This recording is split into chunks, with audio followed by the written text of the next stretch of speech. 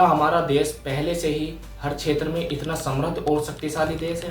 क्या आप जानते हैं उस समय देश की जनसंख्या कितनी थी? कितने लोग पढ़ना लिखना जानते थे और साक्षरता दर कितनी थी? क्या उस समय भी हमारे पास लाइट की सुविधा उपलब्ध थी? क्या भारत में उस समय पर भी डॉक्टर थे?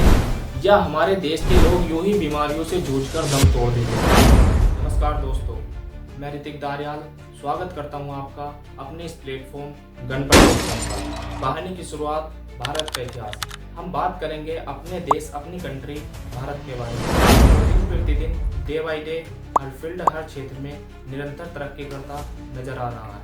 हम और आप वर्तमान में नए भारत को देख रहे हैं, एक ऐसा देश जिस देश में स्कूलों, कॉलेजों, डॉक्टरों, वकीलों, अधिकारियों या अन्य किसी भी प्रकार की सामग्री और संसाधनों की कमी नहीं है। क्या हमारा देश पहले से ही हर क्षेत्र में इतना समृद्ध और शक्तिशाली देश है? क्या आप जानते हैं उस समय देश की जनसंख्या कितनी थी? कितने लोग पढ़ना लिखना जानते थे और साक्षरता दर कितनी थी? क्या उस समय भी हमारे पास लाइट की सुविधा उपलब्ध थी? क्या भारत में उस समय पर भी डॉक्टर थे? या हमारे देश के लोग यूं ही बीमारियों से जूझकर दम तोड़ देते थे? अगर इन पॉइंट्स के बारे में आपको भी कोई जानकारी नहीं है तो इस वीडियो को अंत तक देखिए।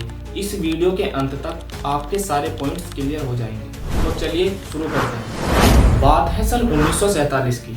1947 में भारत आज़ाद तो हो गया था, लेकिन उस आज़ाद भारत में देश की 80% आबादी अनपढ़ थी। गाँवों में बिजली नहीं थी, अस्पताल नहीं थे और लोग रेल से नहीं पैदल सफ़र करते थे। यानी हमारे पास कोई भी किसी भी प्रकार का संसाधन नहीं था।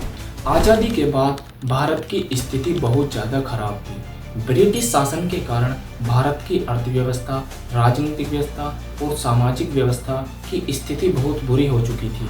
देश की कुल जनसंख्या 34 करोड़ थी। साक्षरता दर सिर्फ 70% और 80% लोग अनपढ़ थे। देश में कुछ ही यूनिवर्सिटियाँ थी और एक IIT था।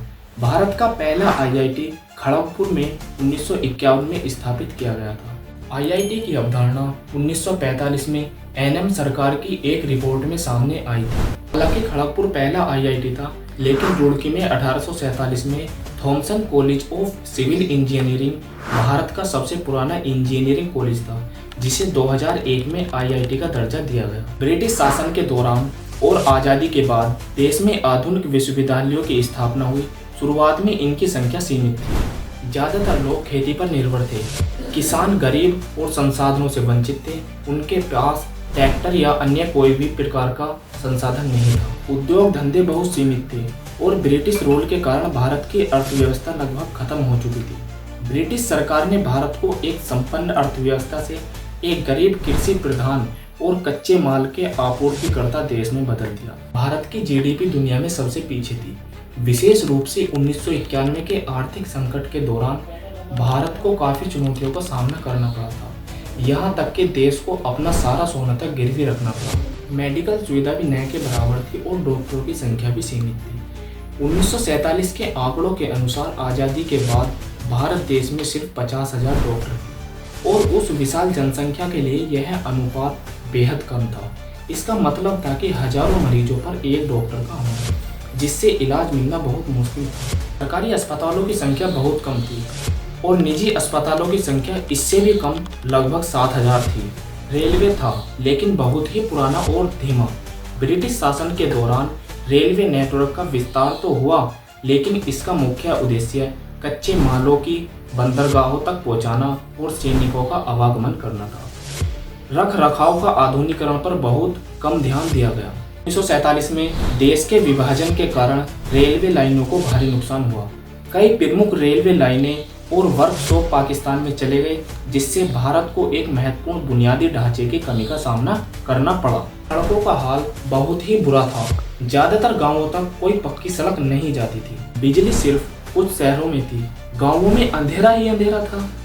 क्या आप जानना चाहते हैं कि 1947 से अब 2025 तक हमने ये सफ़र कैसे तय किया?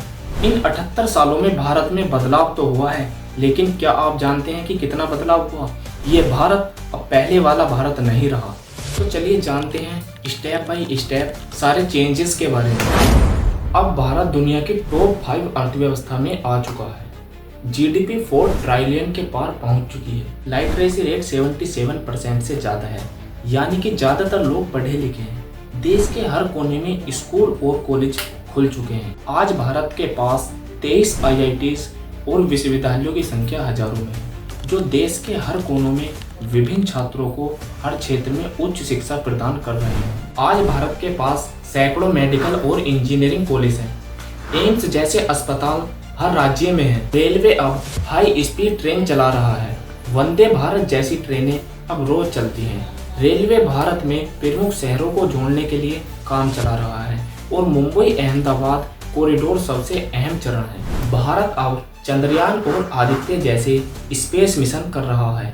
चंद्रयान 3 भारत की अंतरिक्ष अनुसंधान संगठन इसरो का तीसरा चंद्रयान मिशन था। इसे 14 जुलाई 2023 को लॉन्च किया गया था और 23 अगस्त 2023 को इसने चंद्रयान के दक्षिण ध्रुव के पास सफलतापूर्वक सॉफ्ट लैंडिंग की। इस सफल मिशन के साथ भारत चंद्रमा पर लैंडिंग करने वाला चौथा देश बन गया, जो एक बहुत बड़ी उपलब्धि है। और आदित्य L1 भारत का पहला सौर मिशन था, जिसे 2 सितंबर 2023 को लॉन्च किया गया था। इस मिशन के अलावा भारत गगनयान मिशन पर भी काम कर रहा है, जिसका उद्देश्य भारतीय अंतरिक्ष यात्रियों को अंतरिक्ष में भेजा जाना है। इसरो दुनिया की सबसे भरोसेमंद स्पेस एजेंसी में गिना जाता है। भारतीय अंतरिक्ष अनुसंधान संगठन इसरो की स्थापना 15 अगस्त 1969 में हुई थी। इसे डॉक्टर विक्रम साराभाई ने स्थापित किया। यहाँ तक कि इंटरनेट आज गांव-गांव तक पहुँच गया है। डिजिटल इंडिया अब हकीकत बन चुका है। डिजिटल इंडिया कार्यक्रम की शुरुआत 1 जुलाई 2015 को माननीय प्रधानमंत्री श्री नरेंद्र मोदी जी ने की थी। यूपीआई और डिजिटल पेमेंट्स ने पूरी दुनिया को हिला दिया। यूपीआई का पहला पायलट लॉन्च 11 अप्रैल 2016 को हुआ था। इसके बाद अगस्त 2016 से बैंक ने अपने यूपीआई ऐप पर जारी करना शुरू कर दिया। आज भारत आत्मनिर्भर नहीं बल्कि विश्वगुरु बनने की दिशा में है। अब भारत दुनिया को टेक्नोलॉजी, शिक्षा और विज्ञान में टक्कर दे रहा है। कभी जो देश सिर्फ इम्पोर्टर था, आज वह देश एक्सपोर्टर बन रहा है। लेकिन ये बदलाव एक दिन में नहीं हुआ। ये सब कुछ मुमकिन हुआ करोड़ों भारतीयों की मेहनत से। किसानों ने खेतों में पसीना बहाया, शिक्षकों ने पीढ़ियां तैयार की, वैज्ञानिकों ने खोज की और आम नागरिकों ने दिन रात मेहनत की।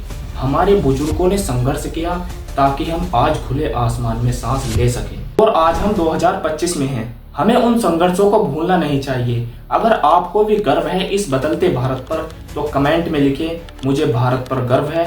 वीडियो को लाइक करें और चैनल को सब्सक्राइब करें, ताकि हम और आप मिलकर और भारत को एक महान भारत बना सकें। जय हिंद, जय भारत।